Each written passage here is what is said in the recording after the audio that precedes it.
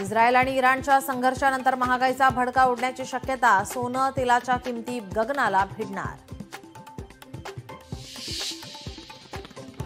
अहमदाबाद विमान दुर्घटनेतील मृतांचा आकडा वाढला. विमान अपघातातील मृतांची संख्या 270 वर. 220 मृतदेहांचे डीएनए सॅम्पल घेतले. डीएनए टेस्टनंतर 7 मृतदेहांची ओळख पटली.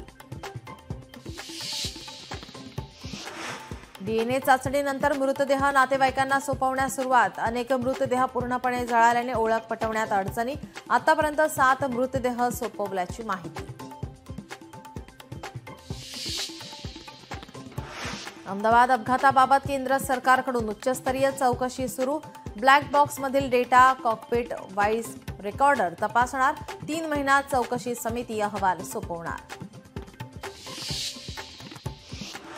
अहमदाबाद विमान दुर्घटनेनंतर डीजीसीएचा मोठा निर्णय. बोईंगच्या 787 विमानांच्या सुरक्षा तपासणीचे आदेश.